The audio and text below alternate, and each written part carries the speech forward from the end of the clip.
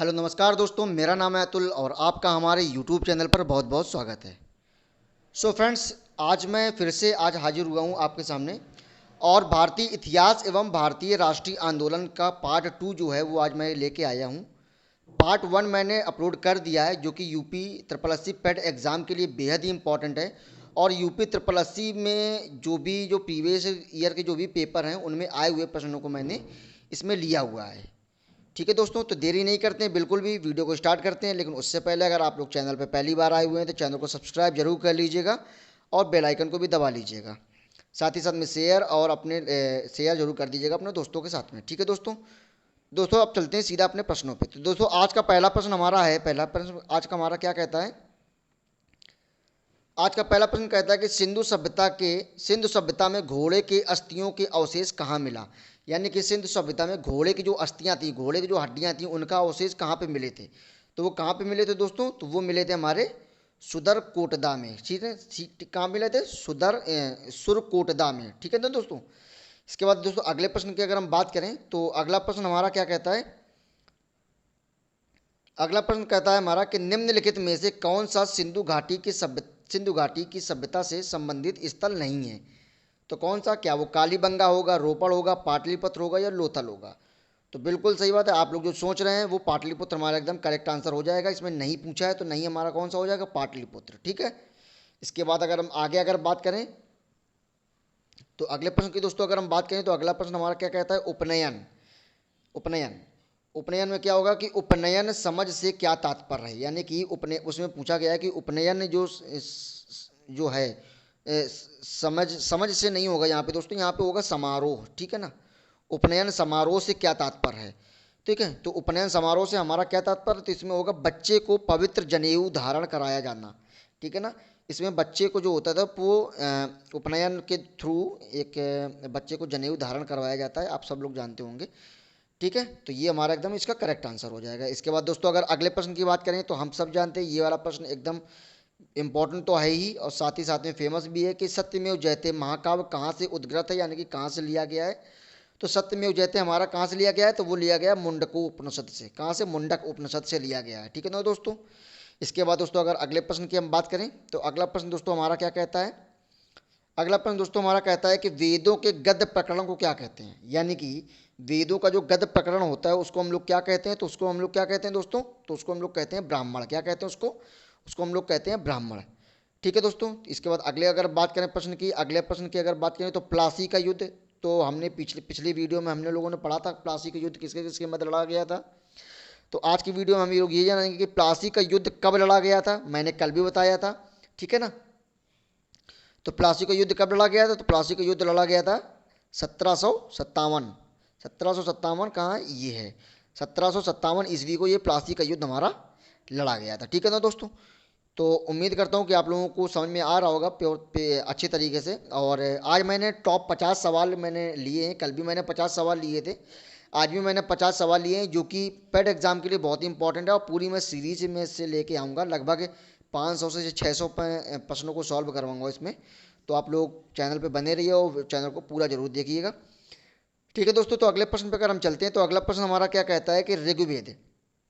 अगला प्रश्न कहता है कि ऋग्वेद में निम्नलिखित में से किस देवता की सर्वाधिक महत्ता का वर्णन किया गया है।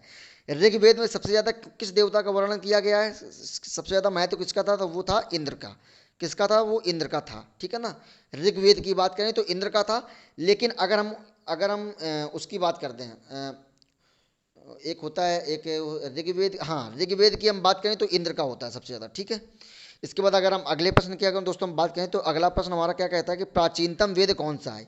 तो सबसे प्राचीनतम वेद कौन सा है, तो हम सब जानते हैं दोस्तों सबसे प्राचीनतम वेद कौन सा है, तो वो है हमारा ऋग्वेद। ठीक है ना दोस्तों, तो सबसे प्राचीनतम वेद हमारा कौन सा है, तो वो है ऋग्वेद। इसके बाद अगर हम ऋग्वेद में अगर हम बात करते हैं तो ऋग्वेद अगर इसमें कितने सूक्त कितने हैं, तो इसमें कितने 1028 सूक्त इसमें हैं। ठीक है ना, तो ये चीज़ आप लोग याद रखिएगा।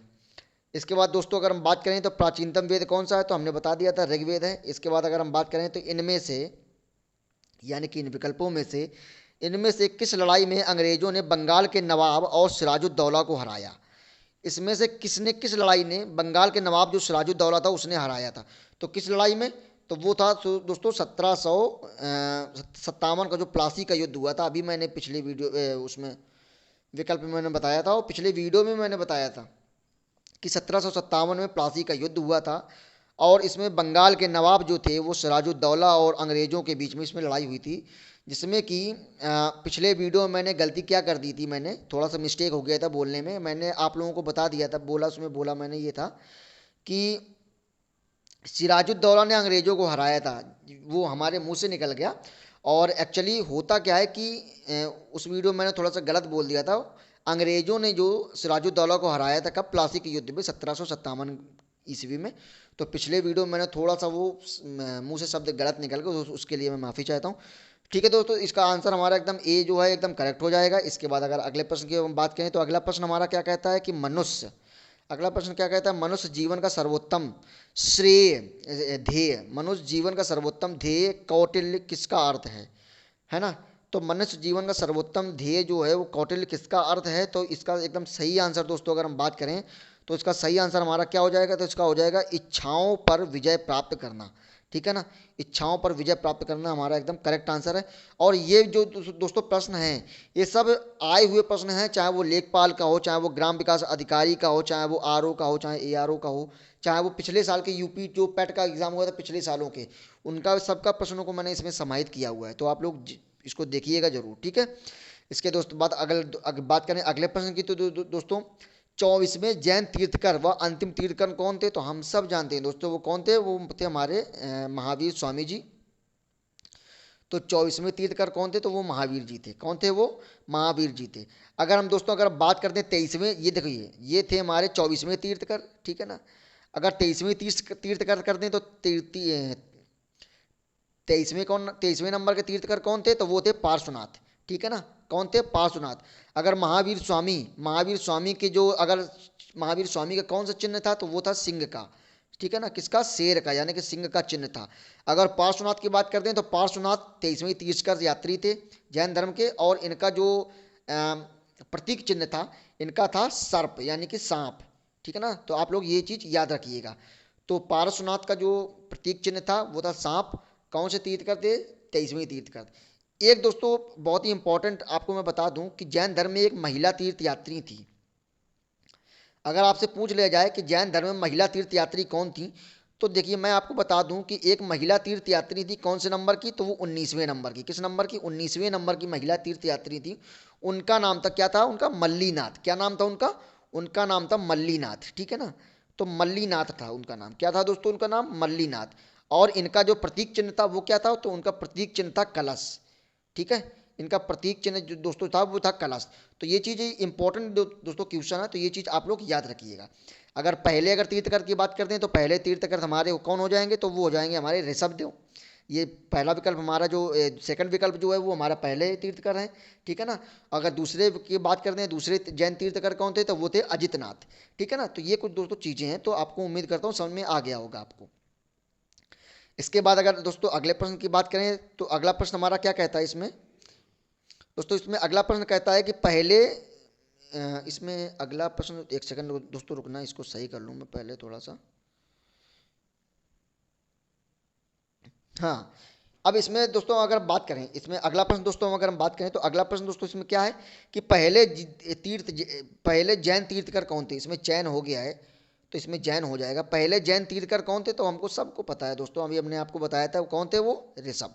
ठीक है ना, तो पहले अगर जैन तीर्थकर की बात करें तो वो थे हमारे ऋषभदेव। ठीक है ना, तो ये चीज़ आप लोग याद रखिएगा। पारसनाथ मैंने आपको बताया था, और इसके बाद पद्मनाथ महावीर 24वें थे, और मल्लीनाथ हमारी 19वीं तीर्थकर थी जो कि महिला तीर्थकर थी। इसको आप लोग याद रखिएगा। ठीक है ना, इसके बाद दोस्तों अगर अगले प्रश्न की बात करें तो अगला प्रश्न दोस्तों हमारा क्या कहता है कि जैन धर्म में तीन रत्न, जैन धर्म में तीन रत्न कौन कौन से थे, वो मैं आपको बताऊंगा कि जैन धर्म में तीन रत्न दिए जाते हैं और उन्हें निर्वाण का मार्ग कहा जाता है। वे क्या हैं, यानी कि जैन धर्म में तीन रत्न कहे जाते हैं और उन्हें निर्वाण का मार्ग कहा जाता है। तो वो उसका सही आंसर दोस्तों क्या हो जाएगा, तो इसमें सही आंसर इसका क्या हो जाएगा, तो वो हो जाएगा सम्यक, एक था हमारा सही विश्वास, सही ज्ञान और सही आचरण, है ना। तो इसी को हम लोग आपने पढ़ा भी होगा, सम्यक ज्ञान, सम्यक दर्शन, सम्यक चरित्र। समझ में आ गया।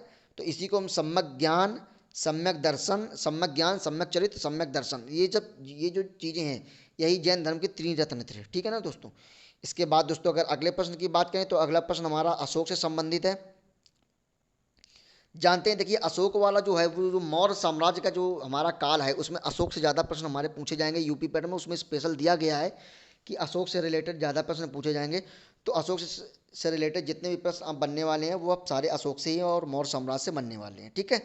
तो अगर अगले प्रश्न की बात करें कि अशोक का सिंह चतुर्मुख, अशोक का सिंह चतुर्मुख स्तंभ शीर्ष में डैश में एक स्तंभ था, तो वो कौन सा स्तंभ था दोस्तों। तो वो यानी कि इसका कहने का मतलब ये है कि अशोक का जो सिंह वाला चारों दिशाओं में वो जो शेर बने होते हैं, वो क्या नाम है कि कहाँ पे स्थित है वो स्तंभ, तो वो कहाँ पे स्थित है दोस्तों, तो वो सारनाथ में स्थित है। कहाँ पे, वो सारनाथ में, ठीक है ना। तो ये चीज़ आप लोग याद रखिएगा। इसके बाद अगर दोस्तों अगले प्रश्न की हम बात करें तो अगला प्रश्न हमारा क्या कहता है। अगला प्रश्न कहता है कि अशोक के प्रधान शिलालेखों में से सबसे बड़ा शिलालेख कौन सा था। तो सबसे बड़ा शिलालेख दोस्तों कौन सा था, तो वो था हमारा 13वां तीर्थकर कहाँ है, 12वां। हाँ देखिए यहाँ पे 12वां हो गया है, यहाँ पे हो जाएगा 13वां हो जाएगा, ठीक है ना। तो सबसे बड़ा तीर्थकर कौन सा था, इसमें विकल्प हमारा यहाँ पे 13, इसकी जगह 13 कर लीजिए। तो 13वां जो शिलालेख था वो सबसे बड़ा था, ठीक है ना। तो इसको आप लोग याद रखिएगा दोस्तों, ठीक है। इसके बाद अगर अगले प्रश्न की दोस्तों हम बात करें तो अगला प्रश्न हमारा क्या है। अगला प्रश्न दोस्तों हमारा कहता है कि अशोक के आक्रमण के दौरान कलिंग यानी कि पूर्वी प्रांत की राजधानी कौन सी थी। तो अशोक के आक्रमण के दौरान कलिंग यानी कि पूर्वी प्रांत की राजधानी कौन सी थी, तो वो थी तोसाली। कौन सी थी वो दोस्तों, तोसाली, ठीक है ना। तो इसको आप लोग याद रखिएगा। अब उसके बाद अगले प्रश्न की बात करें तो देवा नाम पी किसको जाना जाता है। तो हम सब कल भी मैंने आपको ये डिस्कस किया था कि देवा नाम पी किसको जाना जाता है, तो वो जाना जाता है हमें अशोक को, ठीक है ना। तो ये चीज़ आप लोग याद रखिएगा। इसके बाद अगले प्रश्न की अगर दोस्तों हम बात करें तो अगला प्रश्न दोस्तों हमारा क्या कहता है। अगला का प्रश्न कहता है कि सम्राट अशोक का कौन सा शिलालेख कलिंग पर उसके विजय का उल्लेख करता है। तो कौन सा शिलालेख है वो, तो वो है हमारा 13वां शिलालेख। कौन सा दोस्तों है वो, 13वां शिलालेख है जो विजय का उल्लेख करता है, वही हमारा सबसे बड़ा शिलालेख है। तो ये चीज़ आप लोग याद रखिएगा, ठीक है ना। तो इसको आप लोग याद रखिएगा। इसके बाद दोस्तों अगर अगले प्रश्न की दोस्तों हम बात करें तो अगला प्रश्न हमारा फिर से अशोक से संबंधित है। तो अगला प्रश्न हम दोस्तों क्या कहता है हमारा कि अशोक के कौन से शिलालेख में ब्राह्मी लिपि का प्रयोग नहीं किया गया। याद रखिएगा किसका बात की जा रही है यहाँ पे, नहीं किया गया था। तो ब्राह्मी लिपि का प्रयोग किस उसमें नहीं किया गया था, किस स्तंभ में नहीं किया गया था, तो वो नहीं किया गया था किसमें, शहबाज गाड़ी में, ठीक है ना। तो ये चीज़ आप लोग याद रखिए। इसके विकल्प नंबर जो हमारा दूसरा है वो एकदम इसमें करेक्ट हो जाएगा। इसके बाद दोस्तों अगर अगले प्रश्न की दोस्तों हम बात करें तो अगला प्रश्न हमारा क्या कहता है कि निम्नलिखित में से मौर्य काल का सर्वोत्तम प्रतिमान कौन सा है। मौर्य काल का सर्वोत्तम प्रतिमान कौन सा है, तो इसमें हमारा मौर्य काल का सर्वोत्तम प्रतिमान हमारा क्या हो जाएगा, तो वो हो जाएगा हमारा स्तंभ। याद रखिएगा स्तंभ हमारा जो है वो मौर्य काल का सर्वोत्तम प्रतिमान है, ठीक है। तो ये चीज़ आप लोग याद रखिएगा। इसके बाद दोस्तों अगर अगले प्रश्न की बात करें तो अगला प्रश्न हमारा क्या कहता है। अगला प्रश्न कहता है कि निम्नलिखित में से कौन अवध का प्रथम नवाब था। अवध कौन सा, ये लखनऊ वाला एरिया जो होता है वो अवध का क्षेत्र है, ठीक है। तो अवध का जो प्रथम नवाब जो था तो वो कौन था, तो वो था सआदत खां। कौन सा था वो, सआदत खां, ठीक है ना। शहादत खां नहीं है, आप लोग याद रखिएगा सआदत खां, ठीक है। तो ये लखनऊ अवध क्षेत्र का, अवध प्रांत का ये प्रथम नवाब था, इसको आप लोग याद रखिएगा। इसके बाद में अगर बात करूं अगले प्रश्न की तो अगला प्रश्न हमारा कहता है, अगला प्रश्न हमारा स्तूप से संबंधित है, सांची का स्तूप यानी कि बृहद सांची स्तूप किस काल में संबंधित है। बृहद सांची का स्तूप जो है वो किस काल से संबंधित है, तो हम सब जानते हैं अशोक से संबंधित है। सांची का स्तूप अशोक ने बनवाया, ठीक है। अच्छा सांची का स्तूप जब अशोक से बनवाया तो अशोक किससे संबंधित है, अशोक संबंधित थे मौर्य काल से। तो ये किससे संबंधित था, ये मौर्य काल से संबंधित था सांची का स्तूप।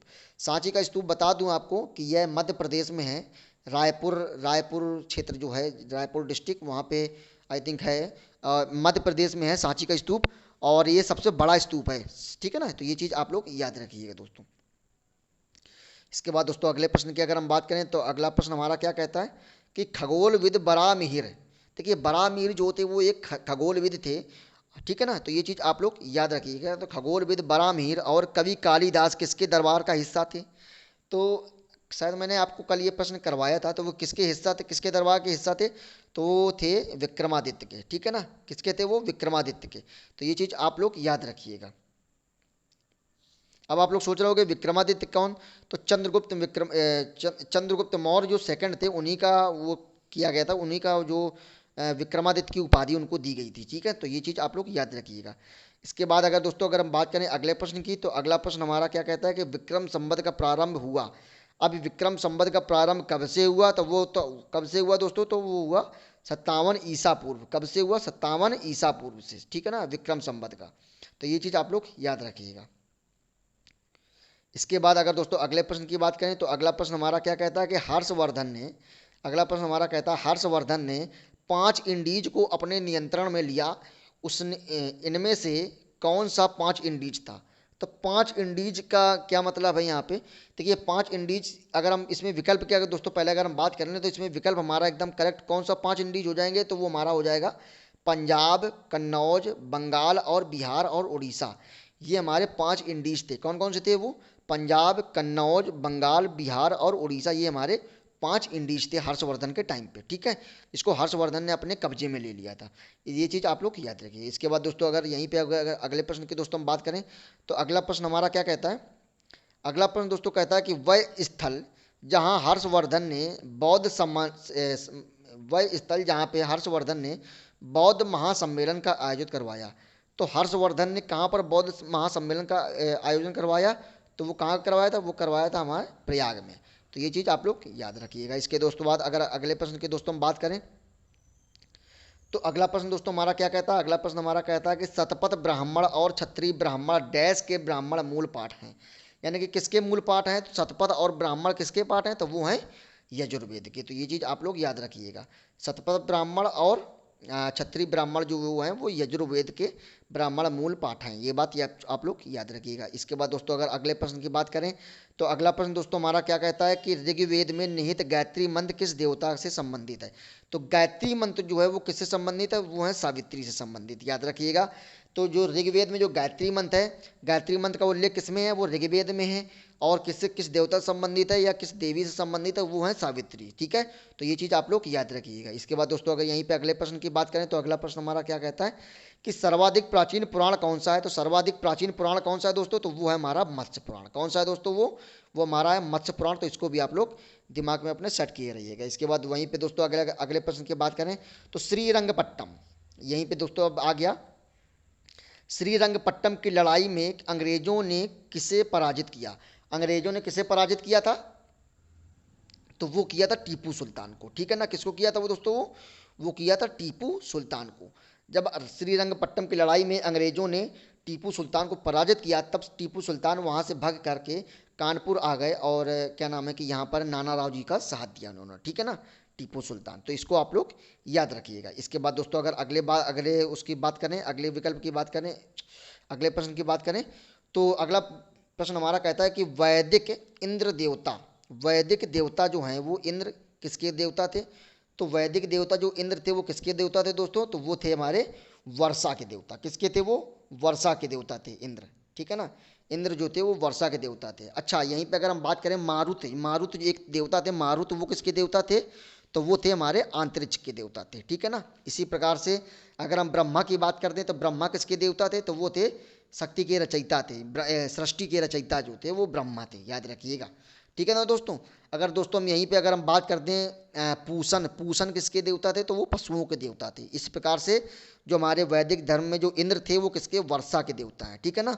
यहीं पे दोस्तों अगर अगले प्रश्न की बात करें, तो अगला प्रश्न हमारा क्या कहता है, अगला प्रश्न दोस्तों हमारा कहता है कि गौतम बुद्ध ने डैश में, यानी कि धर्म सूत्र, यानी कि ये पूछा गया है कि धर्मचक्र प्रवर्तन का सूत्र का जो उपदेश गौतम बुद्ध जी ने जो दिया है वो कहाँ पे दिया था। तो वो कहाँ पे दिया था, धर्मचक्र प्रवर्तन, तो वो दिया था हमारा सारनाथ में। जब उन्होंने उपदेश दिया था, प्रथम उपदेश जो सारनाथ में दिया था, उसमें क्या हुआ था, उसमें उस जो उपदेश दिया था उसको हम लोग धर्मचक्र प्रवर्तन के नाम से जानते हैं। वो कहाँ पे दिया था, वो दिया था सारनाथ में, ठीक है दोस्तों। इसके बाद वहीं पे दोस्तों अगर अगले प्रश्न की हम बात करें, तो अगला प्रश्न हमारा क्या कहता है कि उस स्थान का नाम बताएं जहां बौद्धों की मान्यता के अनुसार गौतम बुद्ध ने अपनी मृत्यु के बाद परिनिर्वाण प्राप्त किया। तो वो कहाँ पे गौतम बुद्ध ने अपना जो परिनिर्वाण जो प्राप्त किया था वो कहाँ पे प्राप्त किया था? वो भैया उत्तर प्रदेश का एक क्षेत्र है, वो हमारा है कौन? कुशीनगर। तो ये चीज़ आप लोग याद रखिए, कुशीनगर में गौतम बुद्ध जी ने अपना शरीर का त्याग कर दिया। और वही जो घटना होती है, वही घटना हमारी शरीर त्याग की घटना क्या कहलाती है? परिनिर्वाण कहलाती है। ठीक है ना? वहीं पर अगर दोस्तों अगले प्रश्न की अगर बात करें तो पाली में, अगला प्रश्न हमारा क्या कहता है कि पाली में बौद्ध ग्रंथों में आमतौर पर त्रिपिटक यानी कि थ्री फोल्ड बास्केट कहा जाता है, इनमें से कौन सा त्रिपिटकों में से नहीं है? नहीं है पूछा, यहाँ पे पूछा गया है। ठीक है, तो इनमें से दोस्तों कौन सा नहीं है? तो इसमें से हमारा एकदम सही आंसर क्या हो जाएगा? तो वो हो जाएगा हमारा उपसाका का पिटक। ठीक है ना? उपसाका का पिटक जो हमारा है वो नहीं होगा। देखिए, सुत पिटक भी हमारा है, अभिधम्य पिटक भी है और विनय पिटक भी है। हमारे तीन ही पिटक होते हैं, एक सुत पिटक, विनय पिटक और अभिधम्य पिटक। उपसाका का पिटक हमारा ये कोई पिटक हमने आज तक पढ़ा भी नहीं होगा, आप लोगों ने पढ़ा होगा। ठीक है, तो अच्छा एक एक चीज़ आप लोग और बताइएगा, मैं बताता हूँ आप लोगों को, हो सकता है किसी को पता हो सकता है किसी को ना पता हो। वेरी मोस्ट इंपॉर्टेंट है जो मैं अभी बताने जा रहा हूँ।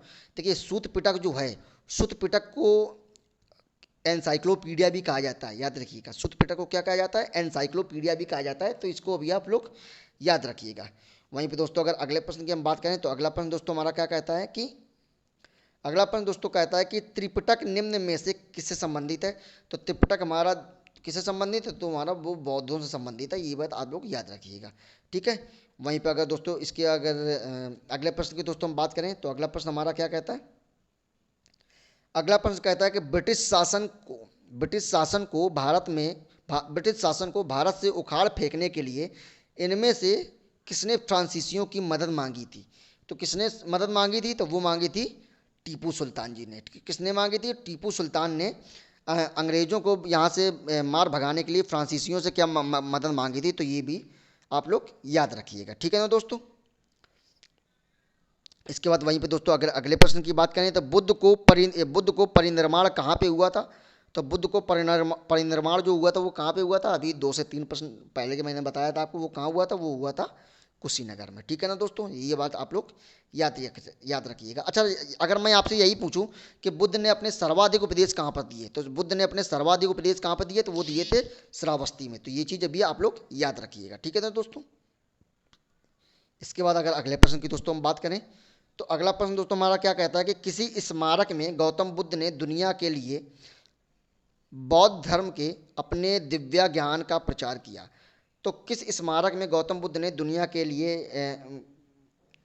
दिव्य ज्ञान का प्रचार किया? तो वो कौन सा है? तो वो है हमारा महाबोधि मंदिर जो समूह है, महाबोधि मंदिर समूह कहाँ? ठीक है ना? महाबोधि मंदिर समूह जो हमारा इसका एकदम करेक्ट आंसर हो जाएगा। वहीं पे दोस्तों अगर अगले प्रश्न की बात करें तो अगला प्रश्न हमारा क्या कहता है? अगला प्रश्न दोस्तों हमारा कहता है कि ज्ञान प्राप्त करने के बाद गौतम बुद्ध को किस रूप से जाना जाने लगा? तो किस नाम से जाने लगा? बुद्ध के रूप में। हम सब जानते हैं कि ज्ञान प्राप्त करने के बाद में गौतम बुद्ध को बुद्ध के रूप में जाना जाने लगा। ठीक है, वहीं पे दोस्तों अगर अगले प्रश्न की दोस्तों हम बात करें तो अगला प्रश्न हमारा क्या कहता है? अगला प्रश्न दोस्तों हमारा कहता है कि बोध गया एक महत्वपूर्ण जो बुद्ध तीर्थ केंद्र क्यों है? बोध गया जो है वो एक महत्वपूर्ण तीर्थ, जो बुद्ध तीर्थ केंद्र है वो ऐसा क्यों है? तो इसका सही आंसर क्या हो जाएगा? क्योंकि गौतम बुद्ध ने यहाँ पर क्या किया था? ज्ञान को प्राप्त किया था। तो इसका सही आंसर दोस्तों क्या हो जाएगा? हमारा बी आंसर। ठीक है, वहीं पर अगर दोस्तों अगले प्रश्न की बात करें तो अगला प्रश्न हमारा क्या कहता है कि बुद्ध ने पहला उपदेश कहाँ दिया था? तो बुद्ध ने भैया पहला उपदेश कहाँ दिया था? अभी थोड़ी देर पहले बताया था, वो कहाँ पे दिया था? तो वो दिया था सारनाथ में। तो इसको आप लोग याद रखिएगा। इसके बाद अगर अगले प्रश्न की बात करें तो अगला प्रश्न हमारा दोस्तों क्या कहता है कि बौद्धों के लिए उत्तर प्रदेश में स्थित सारनाथ क्यों प्रसिद्ध है? तो सारनाथ क्यों प्रसिद्ध है उत्तर प्रदेश में? तो यहाँ पे क्या हुआ था कि ज्ञान प्राप्त करने के बाद भगवान बुद्ध ने सारनाथ को अपना पहला उपदेश दिया था। तो ये चीज़ आप लोग याद रखिएगा। ठीक है ना दोस्तों? वहीं पे दोस्तों अगर अगले प्रश्न की बात करें तो कन्नौज से पूर्व हर्षवर्धन कहाँ का शासक था? कन्नौज से पूर्व जो है वो हर्षवर्धन कहाँ का शासक था? तो वो कहाँ का शासक था दोस्तों? कन्नौज से पहले वो जो हर्षवर्धन है वो कहाँ का शासक था? तो वो था थानेश्वर का। ठीक है ना? कहाँ का था वो? तो वो था थानेश्वर का शासक था। ये बात आप लोग याद रखिएगा, कन्नौज से पहले की बात हो रही है यहाँ पे। वहीं पे दोस्तों अगर अगले प्रश्न की बात करें तो अगला प्रश्न हमारा क्या कहता है कि 12वीं शताब्दी के आरंभ में दिल्ली पर किसका शासन था। 12वीं शताब्दी जैसे ही आरंभ हुआ उस समय दिल्ली में शासन किसका था। तो उस समय दिल्ली में शासन किसका था दोस्तों, तो वो है हमारा तोमर वंश। किसका था वो, तोमर वंश। ये बात आप लोग याद रखिएगा, ठीक है ना दोस्तों। और इस वहीं पे दोस्तों अगर अगले प्रश्न की बात करें तो अगला प्रश्न हमारा क्या कहता है कि टीपू सुल्तान कहाँ का शासक था। तो टीपू सुल्तान जो था वो कहाँ का शासक था, टीपू सुल्तान कहाँ का शासक था, तो वो था हमारा क्या ये हैदराबाद हो जाएगा, मदुरई हो जाएगा, मैसूर हो जाएगा, या विजयनगर हो जाएगा। तो इसका सही आंसर दोस्तों होगा वो हमारा मैसूर हो जाएगा, ठीक है ना। एकदम करेक्ट आंसर क्या होगा इसका, मैसूर। यहीं पे दोस्तों अगर अगले प्रश्न की बात करें तो अगला प्रश्न हमारा क्या कहता है। अगला प्रश्न दोस्तों हमारा कहता है कि निम्न में से कौन सा वंश ने भारत के दक्षिण भाग पर शासन नहीं किया था। यानी कि किस वंश ने भारत के दक्षिण भाग में शासन नहीं किया था।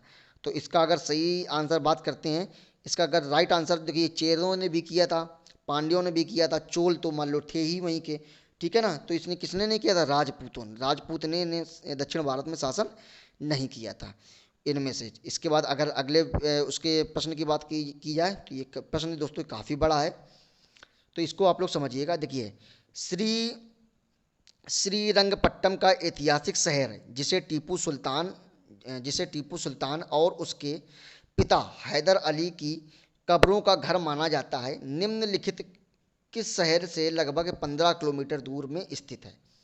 तो किस शहर से दूर 15 किलोमीटर स्थित है, तो वो हमारा क्या हो जाएगा, मैसूर, ठीक है ना। मैसूर से 15 किलोमीटर दूर उनकी कब्र स्थित है, यह बात ही आप लोग याद रखिएगा। इसके बाद वहीं पे दोस्तों अगर अगले प्रश्न की बात करें तो अगला प्रश्न दोस्तों हमारा क्या कहता है। अगला प्रश्न कहता है कि पाल वंश का पहला शासक कौन था। तो पाल वंश का दोस्तों पहला शासक हमारा कौन था, तो काफ़ी लोग अगर आप लोग उत्तर दे अगर इसका देंगे भी तो आप लोग काफ़ी लोग इसमें रामपाल भी कहेंगे, महीपाल भी कहेंगे, देवपाल भी कहेंगे, ठीक है। तो इसका लेकिन सही आंसर जो अगर हम बात करें तो वो हो जाएगा हमारा गोपाल, ठीक है ना। तो इसका सही आंसर क्या हो जाएगा हमारा गोपाल। वहीं पर अगर अगले प्रश्न की दोस्तों हम बात करें तो अगला प्रश्न हमारा क्या कहता है। अगला प्रश्न कहता है लौह और रक्त की नीति किसने अपनाई। तो लौह और रक्त की नीति किसने अपनाई, तो वो अपनाई थी बलबन ने। किसने अपनाई थी, बलबन ने। तो जब आप लोग दिल्ली साम्राज्य जो दिल्ली सल्तनत जब आप पढ़ेंगे तो उसमें आपको ये पढ़ाया आपको मिलेगा जरूर कि लौह और रक्त की नीति किसने अपनाई, तो वो अपनाई थी बलबन ने, ठीक है ना। इसके बाद अब बलबन कौन से उसका वंश का शासक था बलबन। तो बलबन कौन से वंश का शासक था, तो वो था उसका आई थिंक गुलाम वंश का, ठीक है ना। तो ये चीज़ आप लोग याद रखिएगा। इसके बाद दोस्तों अगर अगला और लास्ट प्रश्न की दोस्तों हम बात करें, आज का हमारा लास्ट प्रश्न है ये। तो इसकी अगर दोस्तों हम बात करें तो आज का हमारा अंतिम प्रश्न क्या कहता है। अंतिम प्रश्न कहता है किसके शासनकाल में इब्न बतूता जो है, इब्न बतूता एक यात्री था, वो किसके शासनकाल में वो भारत आया था। तो किसके शासनकाल में आया था, वो तुगलक टाइम पे आया था। किसके, मोहम्मद बिन तुगलक के समय में आया था। तो मोहम्मद बिन तुगलक के समय में वो भारत में इब्न बतूता आया था, ठीक है ना दोस्तों। तो दोस्तों उम्मीद करता हूँ कि आज के ये 50 प्रश्न जो हैं वो मैंने थोड़ा सा स्पीड में करवाएं। स्पीड में इसलिए करवाएं क्योंकि वीडियो काफ़ी लंबी हो जाती है, ठीक है। और उम्मीद करता हूँ कि आप लोगों को ये प्रश्न काफ़ी समझ में आए होंगे और अच्छे लगे होंगे। सारे के सारे ये मैंने इम्पोर्टेंट ये प्रश्नों को लिया है। और तो दोस्तों बस आज के लिए इतना ही। और लेकिन उससे जाने से पहले आप लोग चैनल अगर सब्सक्राइब नहीं किया आप लोगों ने ज़रूर कर लीजिएगा, अपना प्यार बरसाइए, ठीक है दोस्तों। तो आज के लिए इतना ही और कल मिलते हैं। जो थर्ड पार्ट हमारा आएगा वो कल आएगा, हमारा कल या परसों तक मैं अपलोड कर दूंगा। उसमें भी मैं 50 प्रश्नों को इसमें लूँगा और साथ ही साथ में इसके बाद एक वीडियो और आएगी, लगभग वो 20 से 25 प्रश्नों की होगी। इसके बाद में हमारा जो इसमें इतिहास वाला जो पोर्शन है वो पुराने वर्षों में जो हमारे आए हुए प्रश्न है वो हमारा समाप्त हो जाएगा। इसके बाद दोस्तों हम लोग चालू करेंगे भारतीय राष्ट्रीय आंदोलन, ठीक है, उसके प्रश्नों को हम लोग चालू करेंगे। तो दोस्तों आज के लिए इतना ही और मिलते हैं कल के अगले वीडियो में। तब तक के लिए नमस्कार, जय हिंद, वंदे मातरम।